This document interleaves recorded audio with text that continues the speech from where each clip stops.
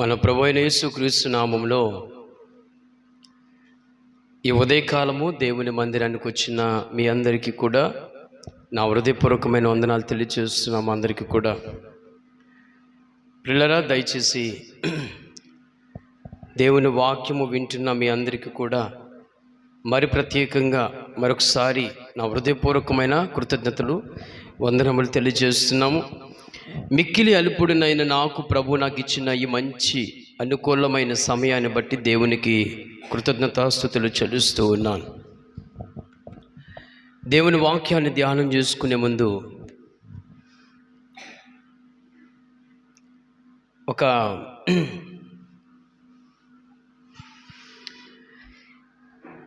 Last week నేను లేను. ఆరాధన ఎలా జరిగిందో మీరు చెప్పాలి.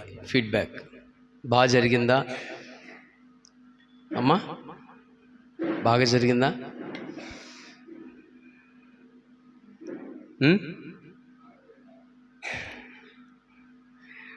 నిజమేనా?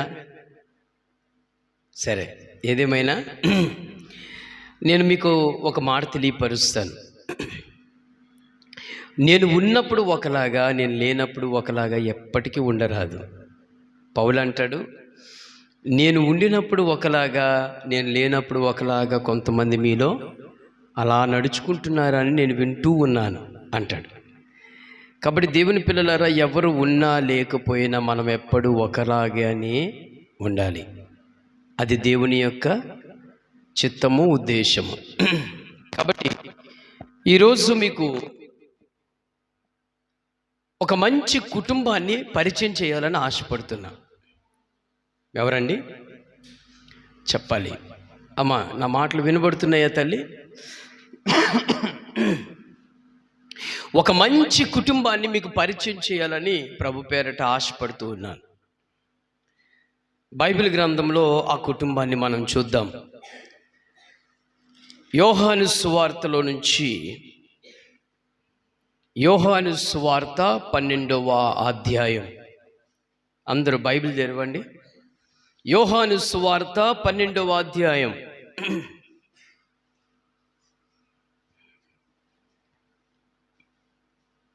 ఫ్లైట్ మోడ్లో పెట్టినా. యోహాను ఉన్న బెతానియకు పస్కా పండుగకు 6 దినములు ముందుగా వచ్చాను. అక్కడ వారు ఆయనకు విందు చేసిరి. మార్తా ఉపచారము చేసెను. లాజరు ఆయనతో కూడా భోజనముకు కూర్చున్న వారిలో ఒకడు. అప్పుడు మరియా మిక్కిలి విలువగల అచ్చ జాటా మాంసి అత్తరు 1 సేరున్నర ఎత్తు తీసుకుని యేసు పాదములను పూసి తన తల వెంట్రుకలతో ఆయన పాదములు తుడిచెను.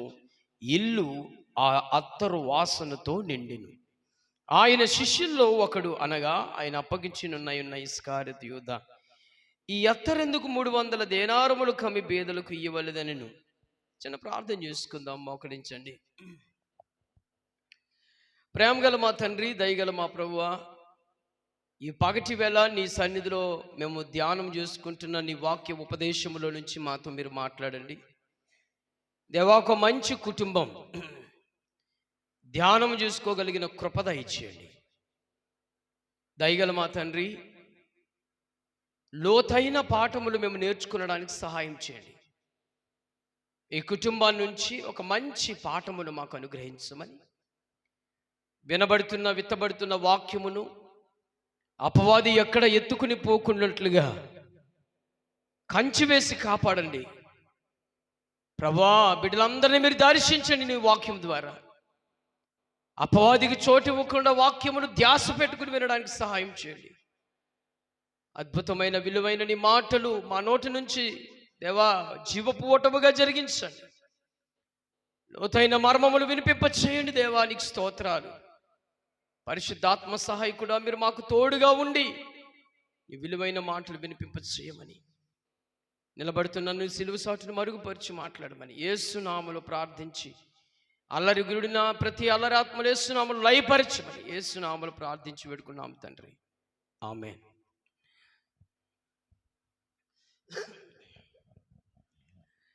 ప్రియులారా, యేసు ప్రభువారు సంవత్సరాల కాలంలో, అంటే ఆయన సువార్తలో ఎన్ని సంవత్సరాలండి? 3.5 సంవత్సరాల ఆయన సువార్త ప్రయాణంలో బహు ప్రేమగా, బహు ఆత్మీయంగా, బహు సన్నిహితంగా ఉండే కుటుంబం ఏదైనా ఉంది అంటే ఈ బెతానియా అనే గ్రామంలో ఉన్న కుటుంబం. ఏ గ్రామం అండి ఇది? బెతానియా. బెతానియా అనే గ్రామం యెరూషలేముకు సమీపంలో ఉండే ప్రాంతం. యేసు ప్రభు ఈ ప్రాంతానికి వచ్చినప్పుడల్లా కూడా ఈ లాజరు ఇంటి దగ్గర ఉండడం ఆయనకు అలవాటు. పైగా లాజరు వాళ్ళతో కలిసి కూడా అదే సన్నిహితంగా ఉండేవాళ్ళు. నేను ఒక మాట చెప్తాను మిమ్మల్ని. మీ ఇంటికి ఒక చుట్టం వచ్చాడు అనుకోండి, ఎన్ని రోజులు పెడతారు? మాట్లాడరేంటండి? మీ ఇంటికి ఒక చుట్టం వచ్చాడు అనుకోండి, ఎన్ని రోజులు మర్యాద ఇచ్చి పెట్టగలుగుతారు? ఏమండి? 1 రోజు 2 రోజులు కాస్త ప్రేమగా చూడగలుగుతారు. 3వ రోజున వంకాయలు, టమోటాలు, గోంగూర పచ్చడి, పెరుగు, సారు, సాంబార్కి వెళ్ళిపోద్ది. మొదటి రోజు 2వ రోజు మాంసాలు పెట్టి తృప్తిపరచచ్చు. కానీ యేసు ప్రభు ఒక్కరే కాదు ఇంటికి వచ్చేది. యేసు ప్రభు వారితో 12 మంది శిష్యులు ఉంటారు. ఏమండి? ఎంతమంది అండి? 12 మంది శిష్యులు ప్లస్ యేసు ప్రభు వారు 13 మంది నిత్యము చెప్పాలి. 6 రోజులు ముందుగా వచ్చాడంట ఆ ఊరు. ఎన్ని రోజుల ముందండి? పస్కా పండుగ ఇంకా 6 దినములు ముందుగానే ఆయన బెతనియా ప్రాంతానికి వచ్చాడు. ఆయన వచ్చిన వాడు ఎక్కడున్నాడు? బెతనియా గ్రామంలో లాజరు అని వాని ఇంటనున్నాడంట ఆయన. నేను ఆశ్చర్యమైన విషయం ఏంటో చెప్తాను వినండి. ఏ కుటుంబంలో అయినా ఎవరో ఒక్కరైనా ప్రేమ కలిగి ఆత్మీయంగా నడుచుకుంటారు. గొప్ప విషయం ఏంటంటే, విచిత్రం, ఈ ఇంట్లో అందరూ ప్రభుని ప్రేమించేవారే. స్తోత్రం, హల్లెలూయా. ఏమంటే మన కుటుంబాల్లో ఒకరు ప్రభుని నమ్ముకుంటూ ఇంకొకరు ప్రభుని నమ్ముకోలేని వాళ్ళు ఉంటారు. మన కుటుంబంలో మనము ఆత్మీయంగా నడుచుకుంటే ఇంకొకరు ఆత్మీయంగా నడవలేని వాళ్ళు ఉంటారు. మన కుటుంబంలో భక్తి కలిగిన వాళ్ళు ఒకరు ఉంటే కనవాళ్ళందరూ కూడా శరీర సంబంధులే ఉంటారు. వినాలి నా మాటమ్మా, నా వైపు చూడాలి. స్తోత్రం. నా ప్రియ దేవుని బిడ్డలారా, వీళ్ళు ఎంతమంది కుటుంబం అంటే ఇక్కడ తల్లిదండ్రులు పరిచయం చేయలేదండి. 3 మాత్రమే పరిచయం చేయబడ్డారు. ఒకరు లాజర్, 2 ఆమె పేరు మార్తా, 3 ఆమె పేరు మరియా. చెప్పండి, 3 పేర్లు చెప్పండి. ఒకరు లాజర్, 2 మార్తా, 3 చెప్పాలి ఎవరు? మరియా. ఏమంటే 3 పాఠాల కింద మనం నేర్చుకోవచ్చు ఈరోజు. స్తోత్రం చెప్పండి, హల్లెలూయా. 3 పాఠాలు మనకి మన జీవితంలో ఈరోజు. ఈ కుటుంబానికి నేను ఏం పేరు పెట్టాను తెలుసా? ఒక మంచి కుటుంబం. చెప్పండి, పేరేంటి? మాట్లాడరేంటండి? ఒక మంచి కుటుంబం, లేక ఒక భక్తి కలిగిన కుటుంబం, ఒక మర్యాద చూపే కుటుంబం, ఒక మంచి ప్రేమించే కుటుంబం. నా ప్రియ దేవుని బిడ్డలారా, యేసు ప్రభు వారు ఈ ప్రాంతానికి 6 రోజులు ముందుగానే వచ్చి ఈ ప్రాంతంలో ఉంటే వీళ్ళు ఎలాంటి వాళ్ళు ఒక్కసారి మనం ఆలోచన చేస్తే 2వ వచనం చూడండి. మార్తా ఉపచారము చేసెను. మొట్టమొదటి విషయం ఏంటండి? ఏమండి, మొట్టమొదటి విషయం ఏంటమ్మా? మార్తా ఏం చేస్తుందంట? ఉపచారము చేసే స్త్రీ. ఈరోజు స్త్రీలకు చాలా బహు అద్భుతమైన సాదృశ్యము కలిగిన స్త్రీ మార్తా. ఎలాంటిదండి? ఉపచారము చేసే స్త్రీ. ఉపచారం అంటే మన భాషలో ఏ విధంగా తర్జుమా చేసుకుంటాం? ఉపచారము అంటే మన భాషలో ఏ విధంగా తర్జుమా చేసుకుంటామండి? ఉపచారం అంటే ఏంటి తెలుగు భాష, మన భాషలో? అమ్మా మీరు మాట్లాడుకుంటే నాకేమర్థం అవుద్ది, కొంచెం నాకు కూడా వినిపించేలా మాట్లాడండి. ఉపచారం అంటే ఏంటండి అమ్మా? నేను ఇంతవరకు ఉపచారం అంటే ఏంటో తెలియలేదు మీకు. ఉపచారము అంటే పరిచర్య చేసే స్త్రీ. చెప్పండి, ఏం పేరు? పరిచర్య చేసే స్త్రీ. యేసు ప్రభు 12 మంది శిష్యులకు ఈ ఇంటిలో ఎన్ని రోజులు వాళ్ళు ఉంటారో అన్ని రోజులు వండి పెట్టి, అన్ని రోజులు టీలు, టిఫిన్లు, మంచినీళ్ళు, స్నానానికి నీళ్లు, బట్టలు గుంజి వాసేసి అన్ని ప్రభుకి ఏమి కావాలో బాధ్యతగా పట్టించుకోగలిగిన స్త్రీ. ఈమె పేరు ఉపచారము చేసే మార్త. పిల్లరా, యేసు ప్రభు వారికి ఈమె ఏం చేస్తుందంటే ఉపచారము చేస్తుంది. ఒక నమ్మకమైన పరిచారకురాలు. చెప్పండి, ఒక నమ్మకమైన పరిచారకురాలు. ఏమండి, మన ఇంట్లో కానీ మన భర్త ఒక బంధువుని తీసుకొచ్చాడు అనుకోండి, స్త్రీలారా మీకే, మన ఇంట్లో మన ఇంటి యజమానుడు ఎవరైనా ఒక పురుషుడిని కానీ ఒక బంధువులు ఎవరైనా తీసుకొచ్చారనుకోండి, ఒకరోజు కడుపు నిండా ఆహారం పెడతారు, రెండో రోజున ఎందుకు తీసుకొచ్చావనే ప్రశ్న వేస్తారు. మీకు అర్థమైందా నా మాట? మొదటిసారేమో కడుపు నిండా ఆహారం పెడతారు, రెండోసారేమో ఎందుకు తీసుకొచ్చావయ్యా అంటావు. 2 రోజులు నువ్వు చేసే ఉపచారం నీకు విసుగుదల పడుతుంది. మార్త 12 మందికి ప్లస్ యేసు ప్రభుకి నిత్యము ఎన్ని దినాలు అక్కడ ఉంటే అన్ని దినాలు ఉపచారం చేసే స్త్రీగా ఉంది. విసుగుదల లేని స్త్రీగా ఉంది. ప్రభుకి పరిచర్య చేసే స్త్రీగా ఉంది. నా ప్రియ దేవుని బిడ్డలారా, కొంతమంది మన ఇంట్లోకి చుట్టం వస్తే కనీసం టీ ఎడతకు కూడా బతకం అండి. టీ పెట్టడానికి కూడా బతకం కొంతమందికి. కనీసం మంచినీళ్ళు ఇవ్వడానికి బతకం. కనీసం ఏదైనా ఆతిథ్యం చేయడం కష్టం. నువ్వు అలాగే ఉన్నావా? ప్రభు వాక్యం నీకు ఏం నేర్పిస్తుంది? నా ప్రియ దేవుని బిడ్డలారా, యేసు ప్రభు వారు ఏం చెప్పాడో తెలుసా? ఆయన అంటాడు, యేసు ప్రభు వారు అంటాడు, నన్ను చేర్చుకున్నవాడు నా శిష్యులను కూడా చేర్చుకునేవాళ్ళను కదా. నా శిష్యులను చేర్చుకున్నవాడు నన్ను చేర్చుకున్నాడు, నన్ను చేర్చుకున్నవాడు తండ్రిని కూడా చేర్చుకున్నవాట్లే.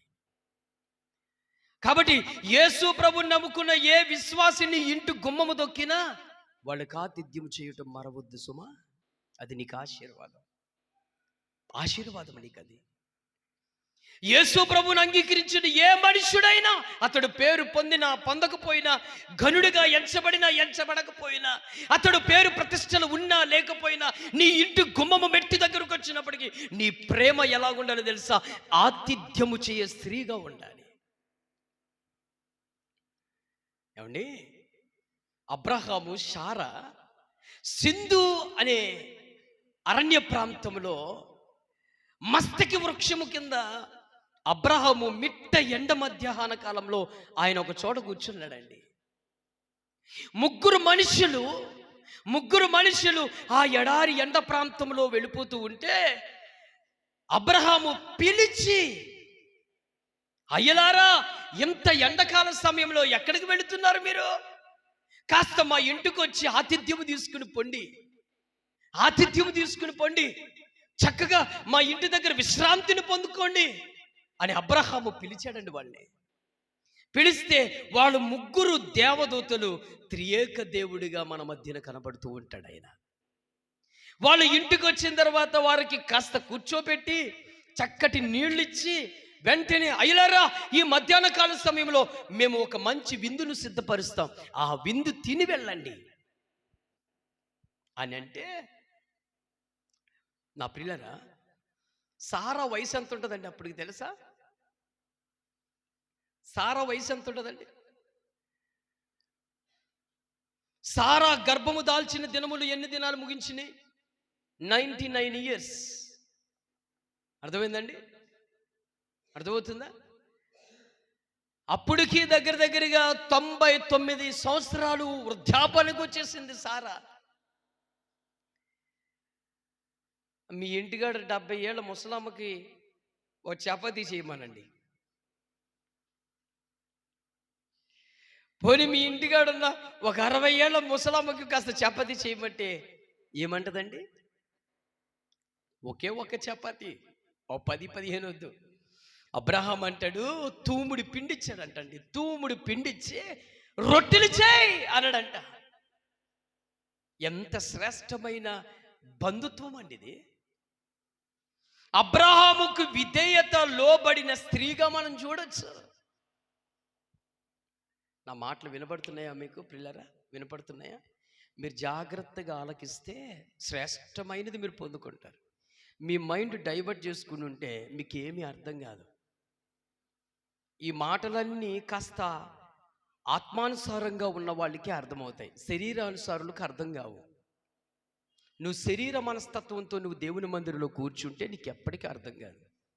ఆత్మానుసారంగా కూర్చుంటే ఒక చిన్న పొల్లు కూడా నీలోంచి పోదు, కొట్టుకుని పోదంతే. అబ్రహాము వెంటనే శారా ఈ తూముడి పిండితో రొట్టెలు చెయ్యి అనగానే ఎప్పుడు కూడా క్వశ్చన్ వేయలేదండి. శారా క్వశ్చన్ వేసిందా? క్వశ్చన్ వేసిందా? నో. No question.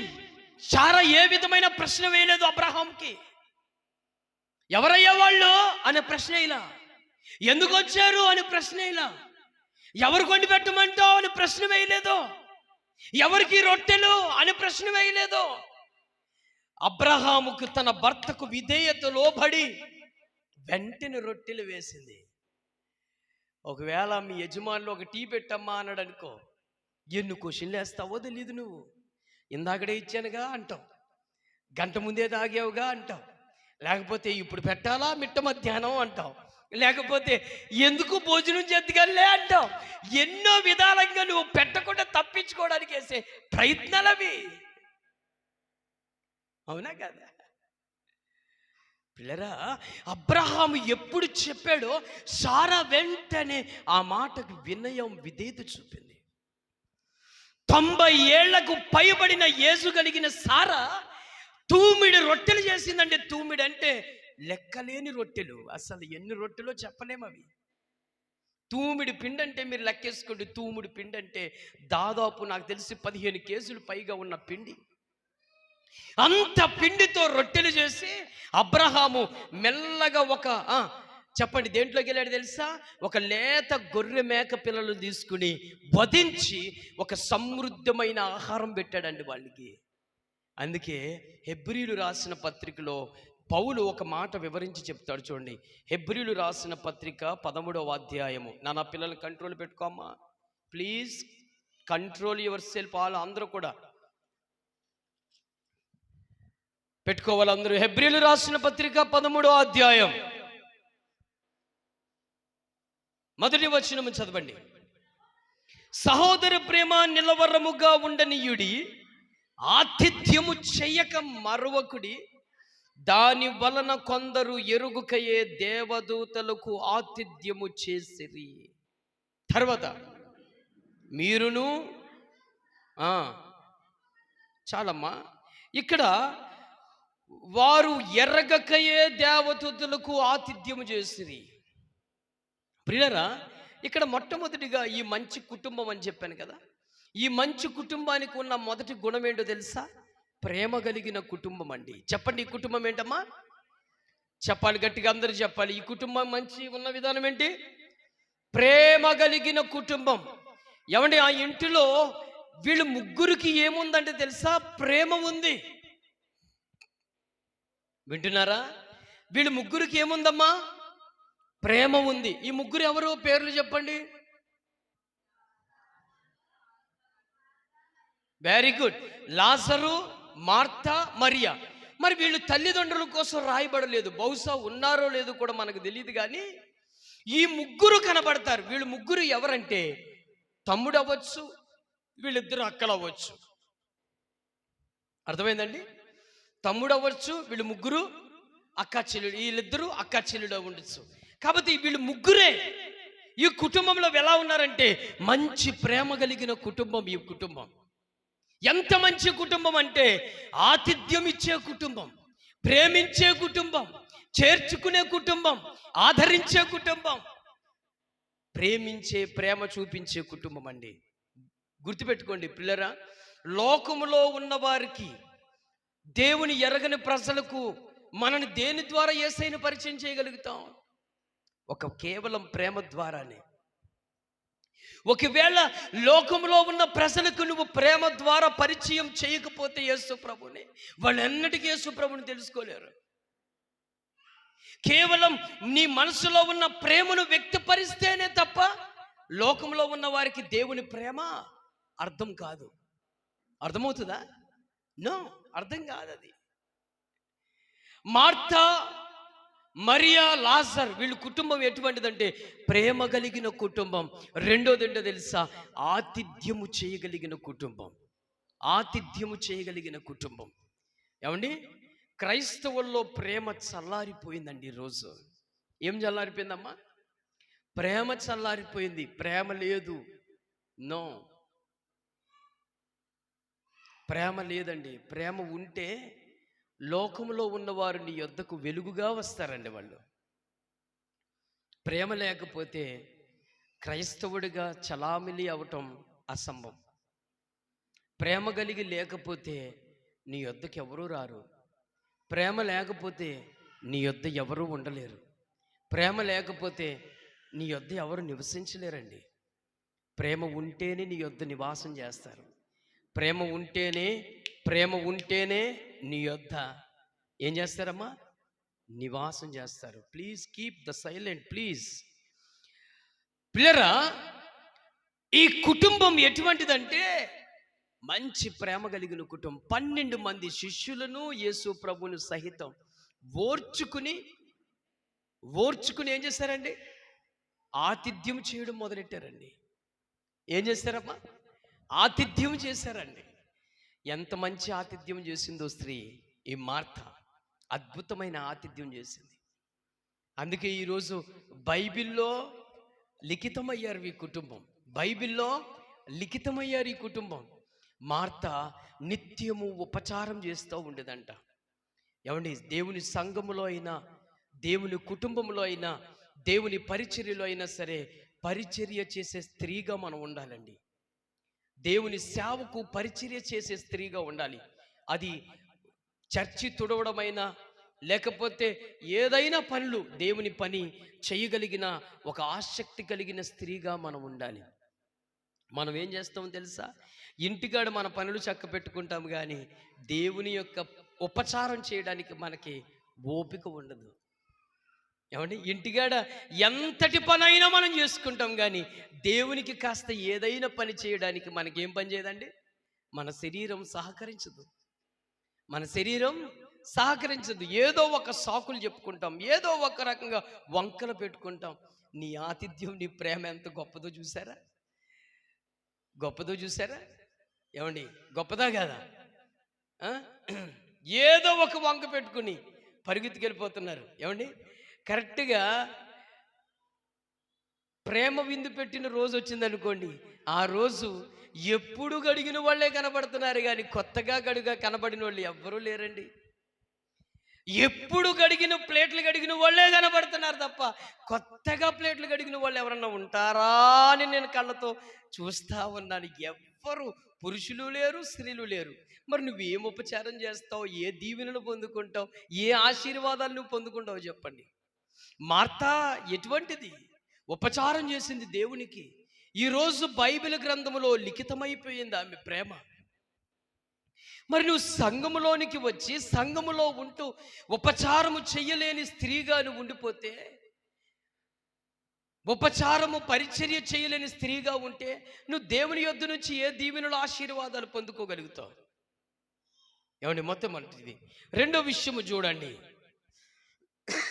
లాజరు ఆయనతో కూడా భోజనముకు కూర్చున్న వారిలో ఒకడు. పిల్లరా, 12 మంది శిష్యులు అని పేరే తప్ప అందులో లెక్క కౌంటింగ్ లేని ఒక శిష్యుడిగా పిలువబడ్డాడండి ఈయన. యేసు ప్రభు శిష్యుల మంది 12 మంది. అసలు వాస్తవానికి 70 మంది. 70 మందిలో కొంతమంది తీయబడిపోయిన తర్వాత పూర్తిగా ఆయన కౌంటింగ్లో 12 మంది లిఖితమయ్యారు. ఇంకొకరు పేరు లిఖితం కాకుండా శిష్యుడిగా పేరు పొందినవాడు ఈ లాజర్ అండి. ఈ లాజరు ఎలాంటి వాడంటే చాలా మంచి మనసు గలవాడు. యేసు ప్రభు యొక్క భోజనపు బల్ల యొద్ద కూర్చున్నవాడు. ఆయన సమీపంలో ఉండేవాడు. ఆయన మాటలు వినేవాడు. ఆయనకు లోబడేవాడు. ఆయనకి సమస్తము చేయగలిగినంత ప్రేమ కలిగిన ఒక మంచి లాజర్ అండి. నా ప్రియులారా, లాజరు చూడండి ఎక్కడ కూర్చున్నవాడంట. అతను భోజనపు బల్ల దగ్గర, చదవండి అది. లాజరు ఆయనతో కూడా భోజనముకు కూర్చున్న వారిలో ఒకడు. లాజరు ఆయన భోజనము కూర్చున్న వారిలో ఒకడండి. ఏమండి, అక్కడ ఏం చేస్తారంటే యేసు ప్రభు కూర్చున్న వారిలో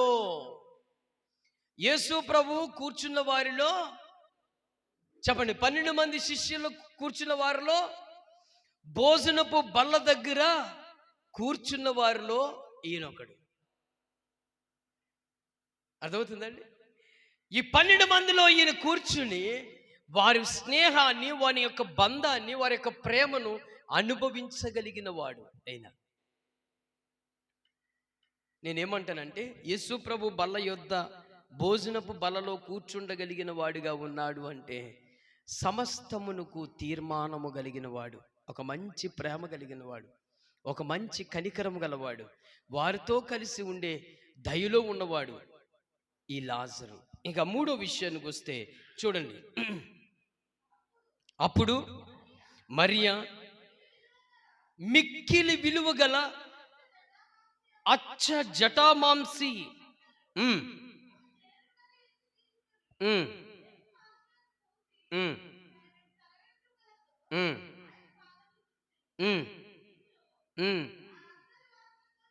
చాలు పిల్లరా.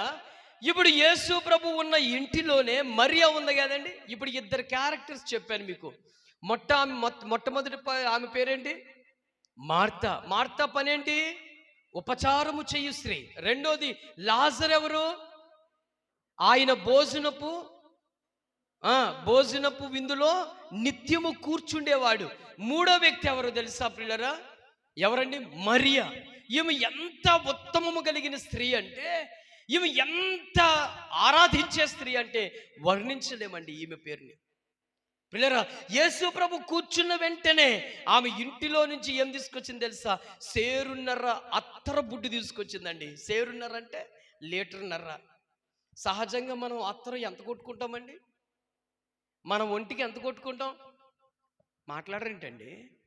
మన ఒంటికి ఎంత కొట్టుకుంటాం చెప్పండి అమ్మా? ఒక 4-5 డ్రాప్స్ కొట్టుకుంటాం కదా. 4-5 డ్రాప్స్ కొట్టుకుంటాం, స్ప్రే టైపు, అంతేనా? అంతకు మించి ఎక్కువ కొట్టుకోలేము. పైగా ఈ అత్తర బుడ్డి ఎంత విలువైనదంటే 300 దినారములు కలిగిన అత్తర బుడ్డి అండి ఇది. 300 దినారములు అంటే బహుధనము కలిగిన, డబ్బు కలిగిన అత్తర బుడ్డి. ఆఫ్టర్ ఆల్ కొంచెము అత్తరు మనము వాడితే, ఏమండి, ఆఫ్టర్ ఆల్ కొంచెం అత్తరు వాడితే దానికి ఎంత విలువ కడతామండి మనం? చాలా విలువ కడతాం, అవునా? చాలా విలువ దానికి కడతాం. కాబట్టి పిల్లరా, ఇక్కడ ఈ అత్తరు చాలా విలువ కలిగింది.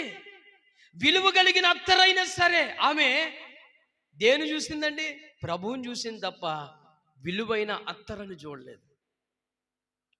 మనం దేవునికి చేసే దాంట్లో కౌంటింగ్ పెట్టుకుంటాం, దేవునికి చేసే దాంట్లో విలువ కట్టుకుంటాం, దేవునికి చేసే దాంట్లో వెల కట్టుకుంటాం. మనం దేవునికి చేసే దాంట్లో మనము ఆచితూ చేస్తాం, దేవునికి చేసే దాంట్లో ఆలోచిస్తాం, దేవునికి చేసే దాంట్లో కాస్త నిర్ణయంగా ఇది కరెక్టా కాదని ఆలోచిస్తాం. వ్యర్థమైన వాటికి ఏమో ఆలోచించాం, లోక సంబంధమైన వాటికి ఏమో ఆలోచించాం, ఖర్చు పెట్టడంలో దేన్ని ఆశించాం. కానీ దేవునికి చేసే దాంట్లో మాత్రం ఆచితూచిని అడిగిలేస్తాం.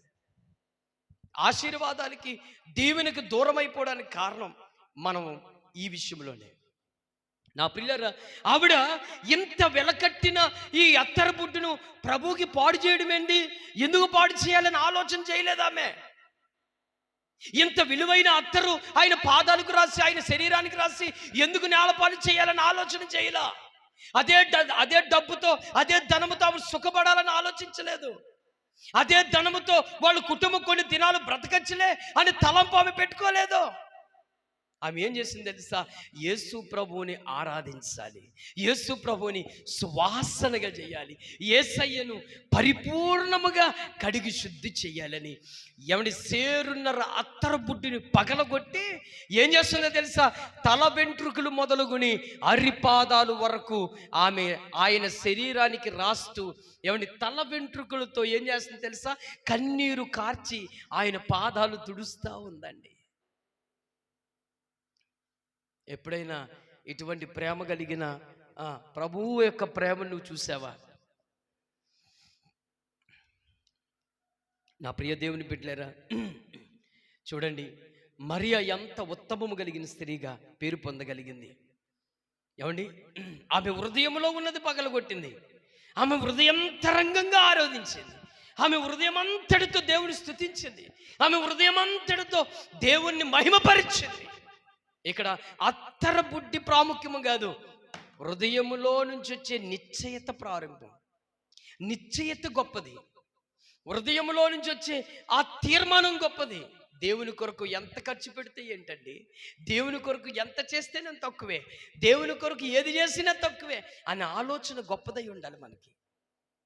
ఈ మరియా తనకున్న దాంట్లో అంతా కూడా అత్తర బుడ్డిని ఏం చేసిందమ్మా? పగలగొట్టి ఏం చేస్తుందో చూడండి, అక్కడ చదవండి ఏం చేస్తుంది.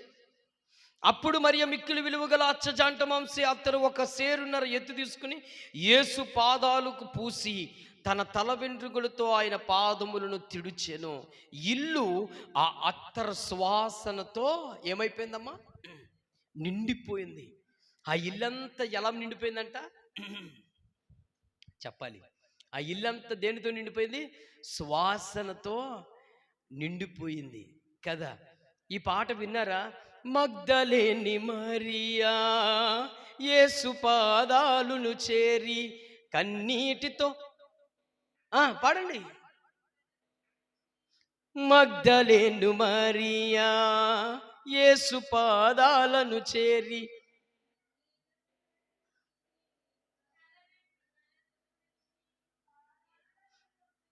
Very good.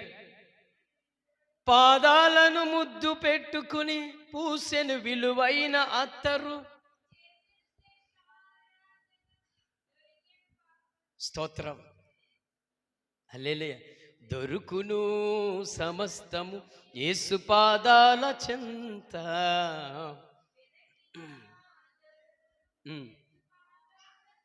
Very good. ఆమె ఏం చేసింది చెప్పండి? శ్రేష్టమైన ఆరాధన చేసింది. ఏం ఆరాధన అండి? శ్రేష్టమైన ఆరాధన, సువాసన ఆరాధన, మహిమపరిచే ఆరాధన, దేవుని యొక్క తేజస్సు నింపబడిన ఆరాధన చేసింది స్త్రీ. తనకు ఉన్న అత్తరును పూర్తిగా తీసుకుని ఏం చేసిందమ్మా? పూర్తిగా ఆ అత్తరును తీసుకుని ఏం చేసిందంటే యేసు పాదాలను ఏం చేసింది? పూర్తిగా రాసి రాసి కన్నీటితో ఆయన పాదాలు కడిగి ఏం చేసింది? తల వెంట్రుకలతో చెప్పండి, తల వెంట్రుకలతో అత్తరును తుడిచింది. మరి ఇంత గొప్ప ఆరాధన చెయ్యగలిగిన వాళ్ళంగా మనం ఉన్నామా? నువ్వు చెప్తావు యేసుప్రభు లేడు కదండి, యేసుప్రభు లేడు కదా మన దగ్గర కూర్చోడానికి. యేసుప్రభు ఉంటే చేసేస్తావా? ఏమండి, యేసుప్రభు నిత్యము లేడా మనతో? ఎక్కడ నా నామమున 2-3 ఏకీభవిస్తే వారి మధ్య నేను ఉన్నానని చెప్పాడు కదా ఆయన. అయితే నువ్విప్పుడు అత్తర బుడ్డు పగలగొట్టాల్సిన పనేమీ లేదు, ఆయన దగ్గర కూర్చోలేదు కదా. అయితే పగలగొట్టాల్సింది ఏంటో తెలుసా? నీ హృదయాన్ని పగలగొట్టాలా, నీ మనసును పగలగొట్టు, నీ అంతరంగాన్ని పగలగొట్టు. అంతరంగంలో నుంచి వచ్చే ఆ శ్రేష్టమైన ఆరాధన చెయ్యి. నీ ఇల్లంతా కూడా సువాసనగా మార్చు. కన్నీటితో ప్రభు పాదాలు గడుగు. నీ ఆరాధన ఎలా ఉండదో తెలుసా? ఇల్లంతా కూడా సువాసనతో నిండిపోవాలి. కొన్ని ఇళ్లల్లో ఉంటాయండి, వాసనతో నిండిపోద్దండి. ఏ వాసన సార్? దుర్వాసనతో నిండిపోతాయి, బూతులతో నిండిపోతుంది, గొడవలతో నిండిపోతాయి ఇళ్ళు. ఏమండి? అబద్ధాలతో నిండిపోద్ది, మోసపు ఆలోచనలతో ఆ ఇల్లు నిండిపోద్ది. ఏమండి? దురబుద్ధితో నిండిపోద్ది, దురాలోచనలతో నిండిపోద్ది, పాపపు క్రియలతో నిండిపోద్ది, మోసమైన జీవితాలతో నిండిపోద్ది ఆ ఇల్లు.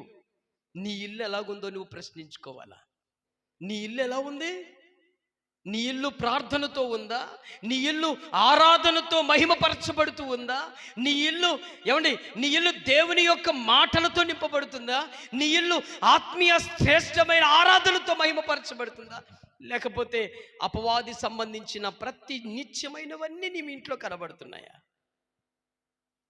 చెప్పండి. నేనేమంటాను తెలుసా పిల్లరా? మన ఇల్లు ఎలాగుండాలో తెలుసా? సువాసనతో నింపబడాలి.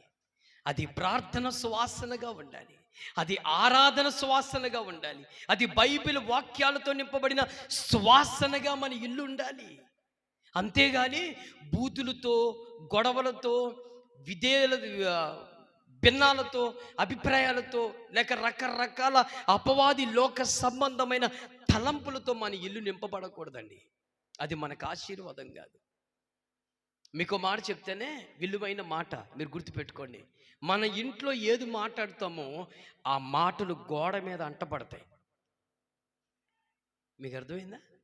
మీ ఇంట్లో మీరు బూతులు తిట్టుకున్నారనుకోండి, భార్యాభర్తలుగా మీరు బూతులు తిట్టుకున్నారనుకోండి, ఆ మాటలు ఎక్కడుంటే తెలుసా?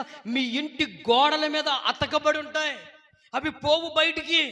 ఇంటిలో ఒక చిన్నటి జిగురు తెలుసా? గమ్ముంట తెలుసా? గమ్ముతో వెళ్ళి అంటబడిన గోడకు అతకబడిపోతాయి నీ మాటలు. ఒకవేళ నిజముగా దేవుని మహిమపరచగలిగిన మాటలే నీ ఇంటిలో ఉంటే అవి నీ ఇల్లంతా ఉంటాయి. పాప మన ఇంట్లో వాక్యాలు పెట్టుకుంటాం కదా పిల్లరా, మన ఇంట్లో వాక్యాలు పెట్టుకుంటాం, దేవుని వాక్యాలు. పాప గోళ్ళ మీద దేవుని వాక్యాలు ఉంటాయి కానీ ఏమండి, నోటిలో నుంచి దేవుని వాక్యాలు రావు.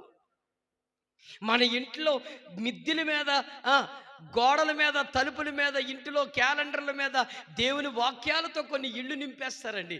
కానీ పాపం వాళ్ళ నోటి మాటల్లో నుంచి దేవుని మాటలు రావు, పరిశుద్ధమైన మాటలు రావు. ఏమండి? ఆత్మ సంబంధమైన మాటలు రావు, దేవుని మహిమపరిచే మాటలు రావు.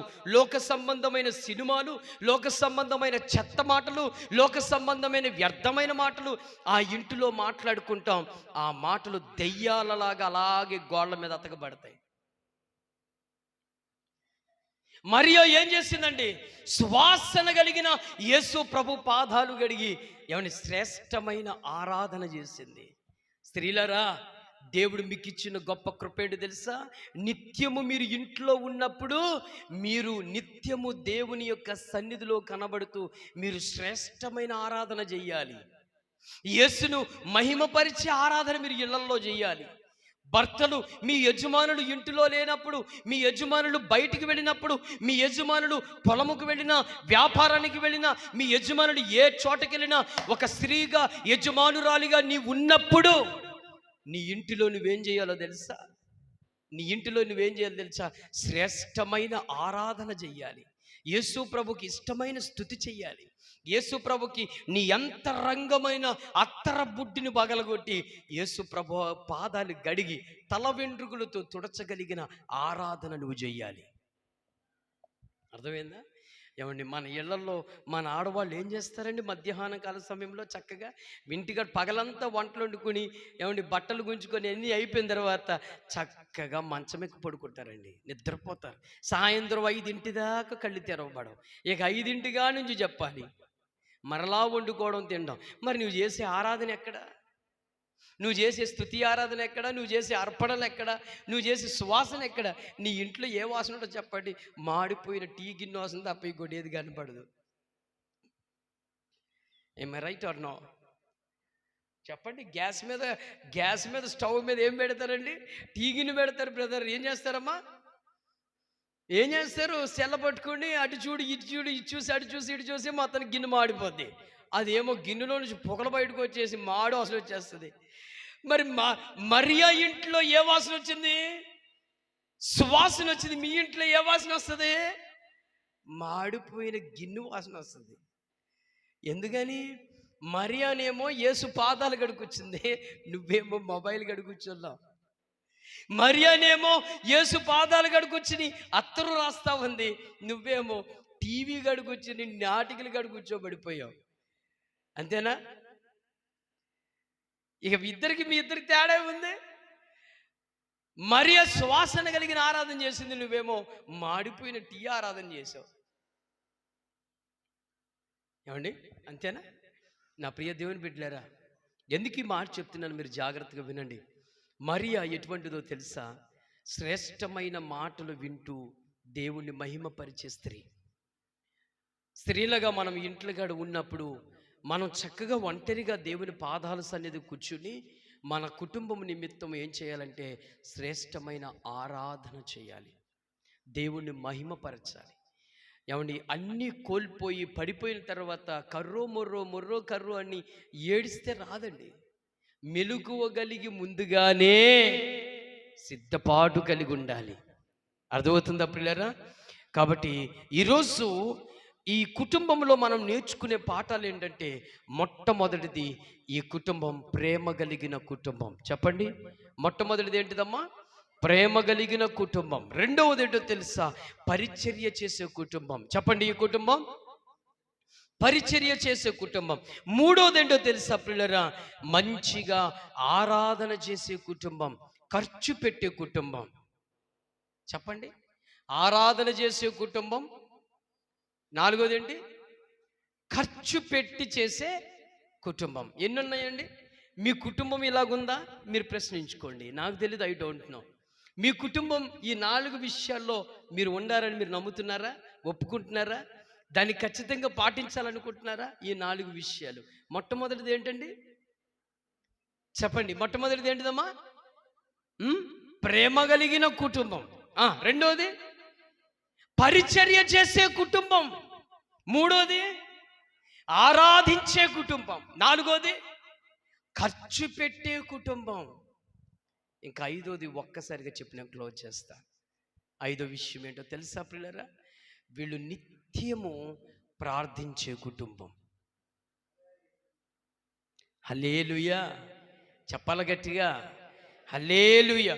వీళ్ళు ఎటువంటి కుటుంబం అంటే నిత్యము దేవుని సన్నిధిలో ప్రార్థన చేయగలిగిన కుటుంబం ఇది. కాబట్టి పిల్లరా, ఈ 5 విషయాల్లో మన కుటుంబం అలాగుందా లేదా ప్రశ్నించుకోవాలి. అయ్యా, దేవుని మందిరానికి వస్తున్నాను, దేవుని మందిరంలో ఉంటున్నాను, మరలా దేవుని మందిరం నుంచి ఇంటికి వెళుతున్నాను, మరి నిజంగా నాలో ప్రేమ ఉందా అని ప్రశ్నించుకోవాలి. ప్రేమ లేకుండా నువ్వు దేవుని మందిరానికి వచ్చినా, ప్రేమ లేకుండా నువ్వు క్రైస్తవుడిగా బ్రతికినా, ప్రేమ లేకుండా నువ్వు దేవుని సన్నిధిలో నిలబడినా, నీ ప్రేమ అంతా కూడా వ్యర్థమే.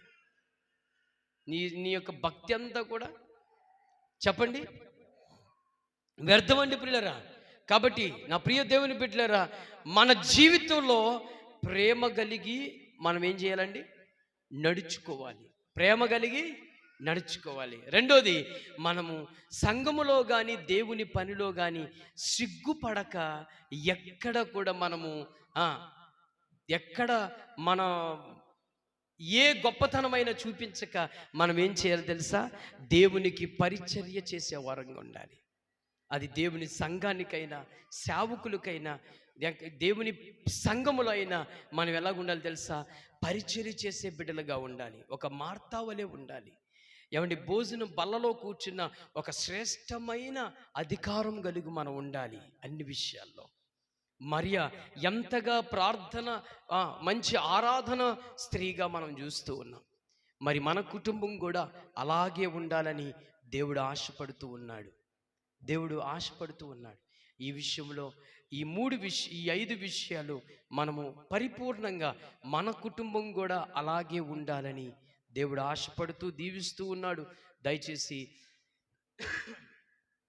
ఈ మార్తా, మరియ, ఈ లాజరు కుటుంబం వలె మనం కూడా ఉండాలని ప్రేమతో ఆశిస్తూ ఈ నా మాటలు దేవుడి వెనుకల్లో దీవించి ఆశీర్వదించునుగాక.